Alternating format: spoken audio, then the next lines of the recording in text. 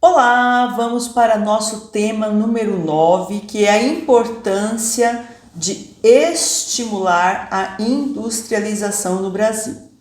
Olha, vocês têm que ir lá para o YouTube, o canal da professora Suzana Luz no YouTube, tá? E vocês têm que assistir o bate-papo que eu fiz aqui no curso com o nosso professor Tavares de Geografia, meu grande amigo Tavares, tá bom? Ele falou ali durante 1 hora e 20 mais ou menos, e daria para ouvir aquele cara falando 2, 3, 4, 6, 10 horas sobre processo de industrialização no Brasil. Primeiro que ele deu uma aula de política assim excepcional, sensacional. Então aí na apostila vocês têm o QR Code, pode jogar o celular de vocês lá e vocês vão ser remetidos diretamente para o vídeo dele, tá bom? Assistam, façam perguntas, eu mando para ele as perguntas e ele responde, eu coloco lá no canal, a gente consegue se comunicar tranquilamente, tá bom? Mas eu vou me arriscar, porque eu não sou professor de geografia, e também vou tratar dessa temática para conduzi-los na produção textual de vocês. Antes de começar a fazer isso, eu quero pedir para vocês se inscreverem no canal do YouTube, obviamente, né? Ativarem lá notificações, porque sempre que eu colocar um videozinho novo, uma explicação, vocês podem ter acesso mais fácil a esse material.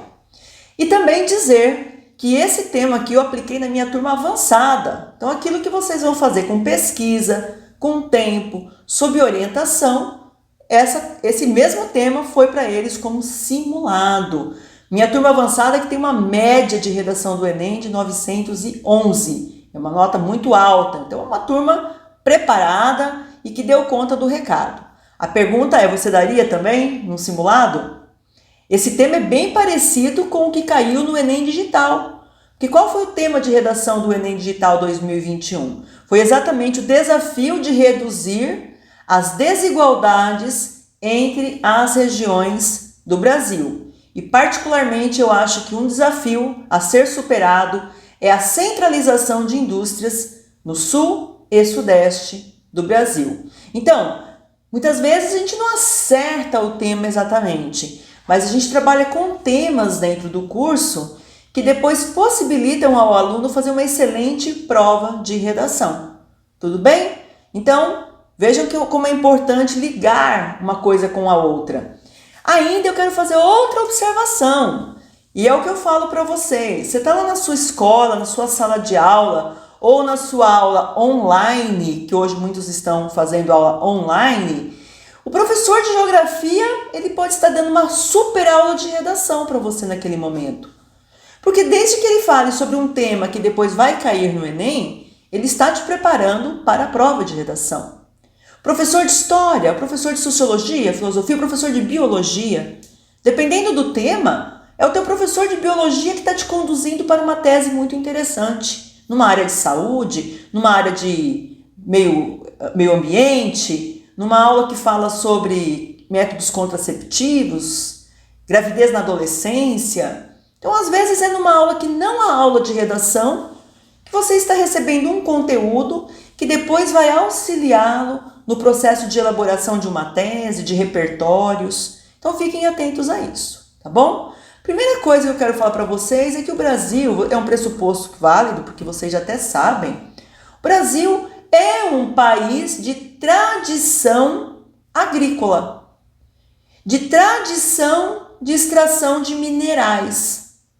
Mas é um país que tem pouca tradição, e uma pergunta que nós vamos fazer é exatamente essa. Por que o Brasil não consegue romper com essa tradição? Tá? Faça essa pergunta e anota no papel. Por que é que o Brasil não consegue romper com essa tradição agrícola e extrativista? Por que nós não conseguimos implementar um parque industrial que venha processar, que venha tornar em produto para a venda aquilo que nós remetemos para outros países? Aí eles transformam em produto para a venda e vêm vender aqui no nosso mercado. Por que é que nós não conseguimos sair desse ciclo desse ciclo que se repete décadas após décadas, tá bom? Essa é a pergunta que vocês têm que se fazer para responder a essa motivação, os desafios, como estimular, como fazer com que o Brasil se torne, não se torne um industrial, porque a gente não precisa se transformar, mas que se invista na indústria, tanto quanto se investe no agronegócio, tanto quanto se investe na extração de minérios da nossa terra, tá bem? Como fazer isso? Essa é a resposta que você tem que buscar para desenvolver a sua tese. Então, o primeiro texto de apoio que eu coloquei aí para vocês, ele vem falar do seguinte: Covid e o processo de industrialização da economia brasileira. Eu fiz questão de trazer para vocês o contexto do Covid. E o texto fala assim: o setor industrial é o motor do crescimento econômico. Contudo, a indústria de transformação, grifem aí na apostila de vocês essa indústria de transformação, vem perdendo participação no PIB. Tudo bem? Então ele falou o seguinte, olha, o PIB foi de 30% na década de 80, passou para 13% em 2012 e a projeção para 2029 é de menos de 10% dentro dessa indústria de transformação brasileira. Olha quantas perdas! Isso significa que o Brasil vai se tornar cada vez mais dependente de mercados externos. E é o que tudo indica, sobretudo da China. Tá bem? Já foi dos Estados Unidos e é o que tudo indica, sobretudo da China.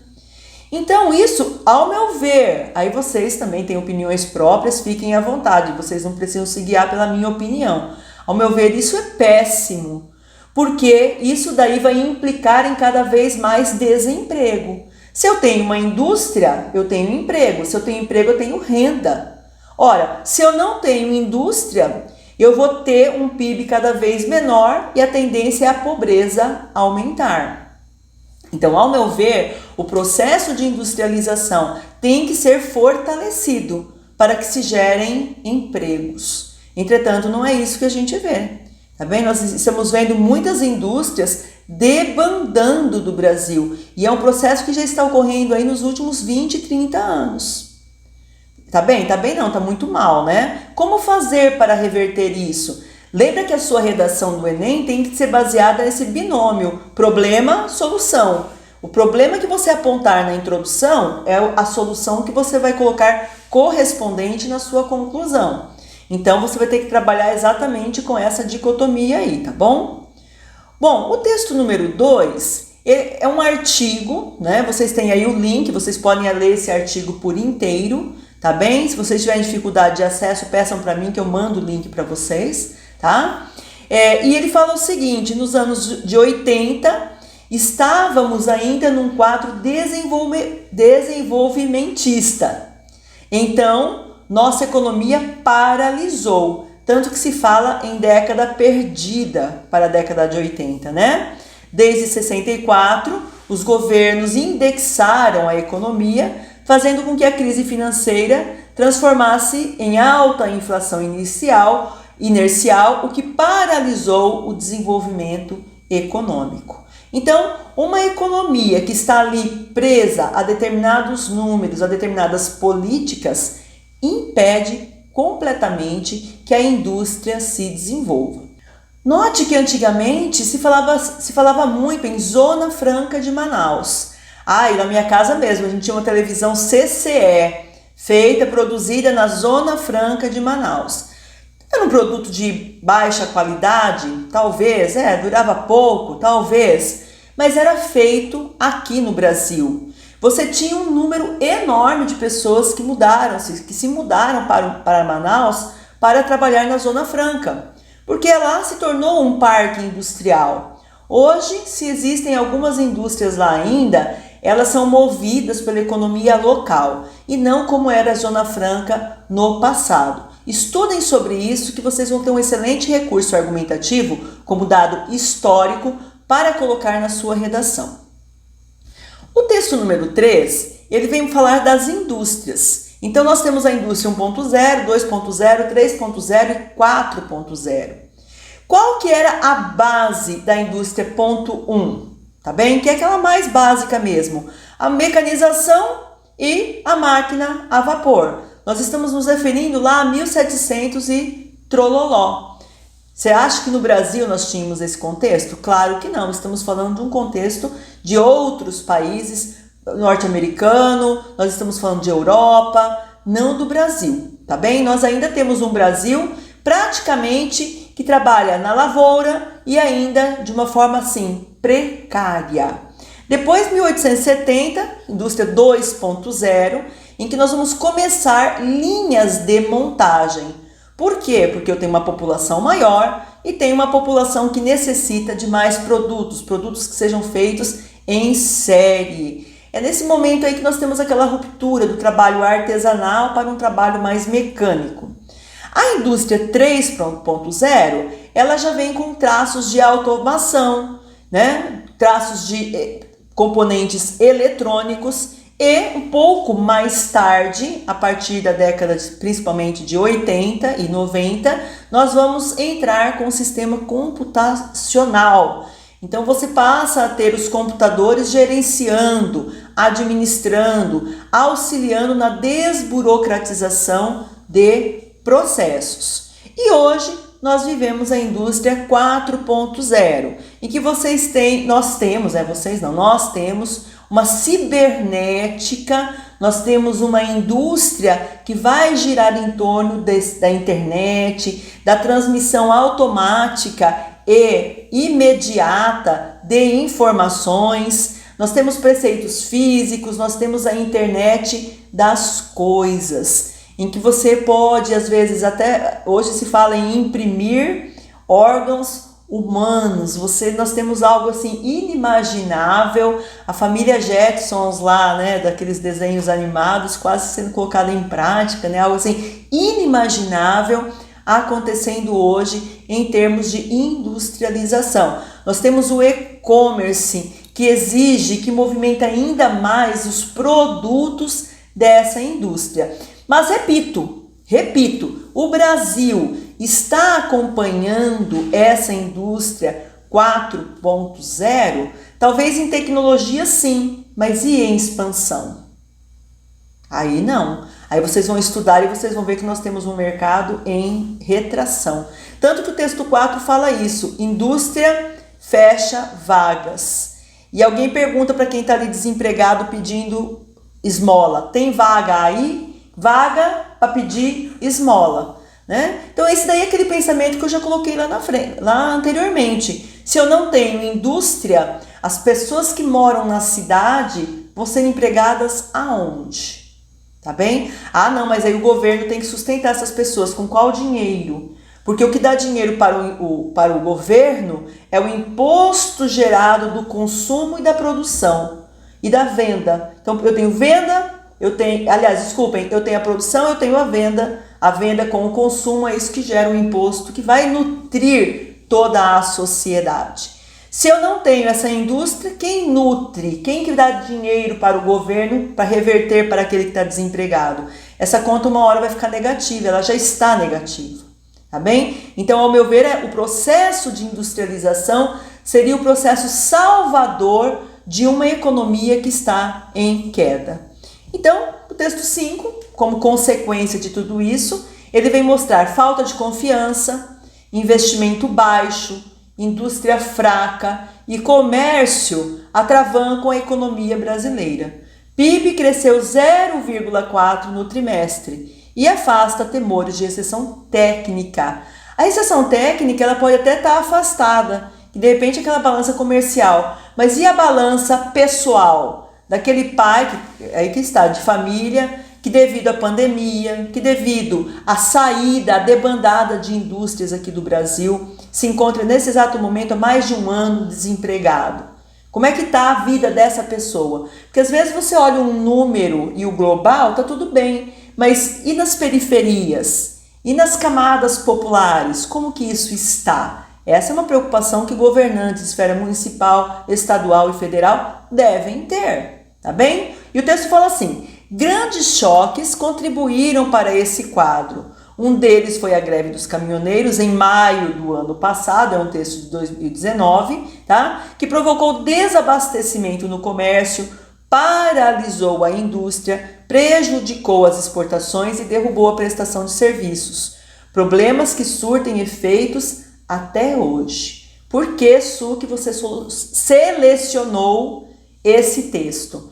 Porque ele vem mostrar que tudo está interligado. Nós temos setores da sociedade, setores produtivos, como o comércio, a indústria e o campo. Ótimo, tudo bem, são setores produtivos, mas nós não podemos olhar para eles isoladamente. Um está interligado ao outro. E se há um determinado prejuízo em uma época, isso se estende. Isso não fica ali adstrito àquele momento. Ah, teve a greve dos caminhoneiros, acabou a greve. Oba! Acabaram todos os problemas. Não é assim.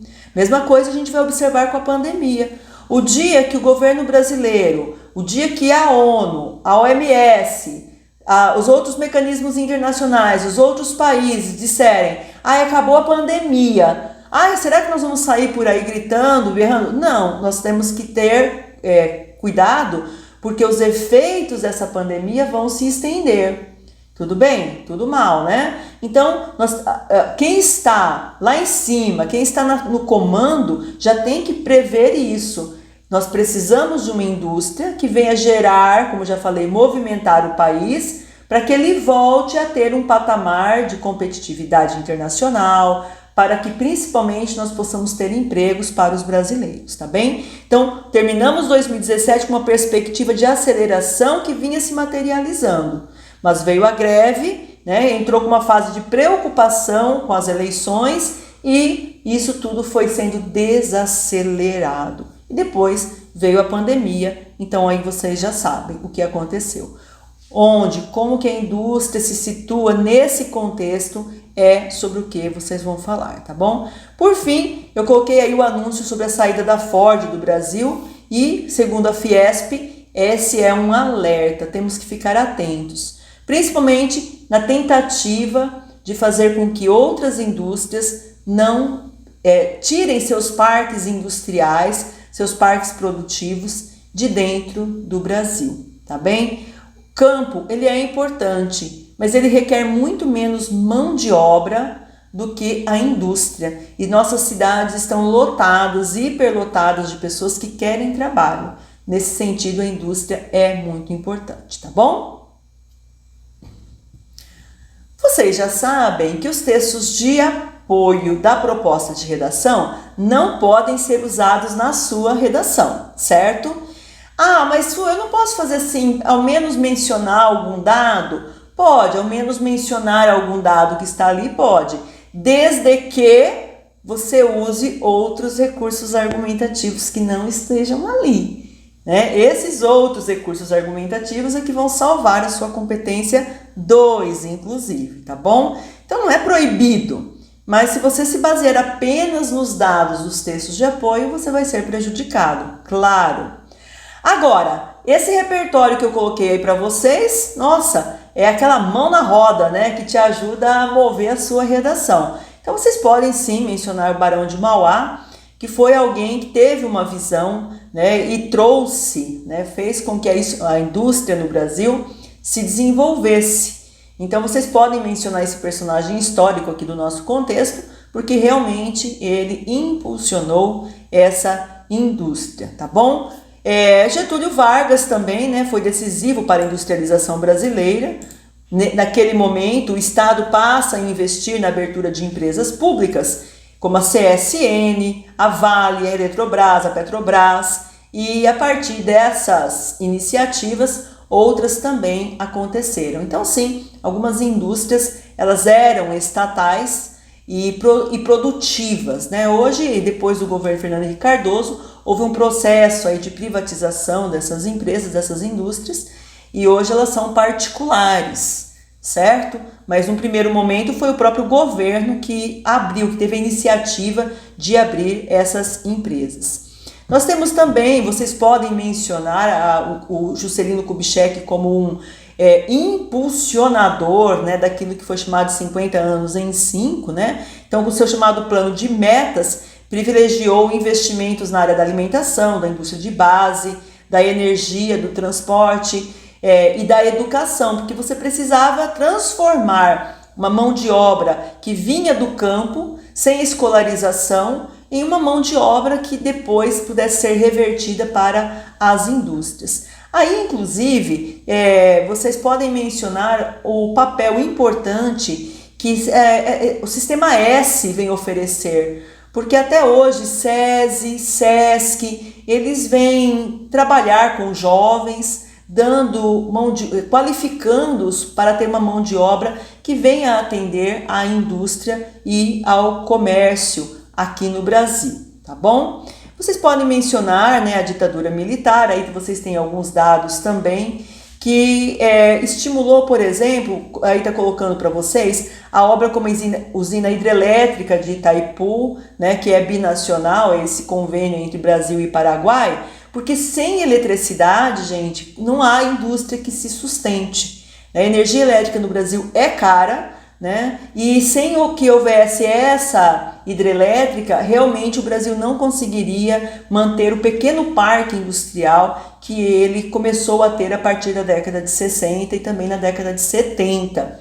Essa é uma discussão que o professor Tavares faz lá no vídeo dele, que é bem interessante. Quer dizer, como que você quer estimular uma indústria no Brasil se você não tem um campo, um parque elétrico para fornecer energia para essas empresas? Não tem como, fica muito caro. Eu conheço empresas aqui da nossa cidade que elas têm uma folha de pagamento menor de funcionário do que elas pagam para a rede elétrica.